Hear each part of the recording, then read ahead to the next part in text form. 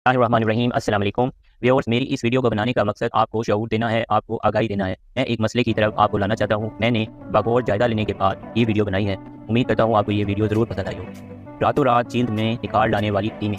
हमने अक्सर देखा है कि औरतें और नौजवान लड़कियाँ किस तरह रातों रात जिल्द में निखार लाने वाली क्रीमों के लिए बिला झिझक बहुत सारे पैसे खर्च कर देती हैं, लेकिन उनको ये पता नहीं होता कि ये क्रीमें जिनको वो कुदरती तोहफा समझ रही हैं वो कितनी ख़तरनाक हैं।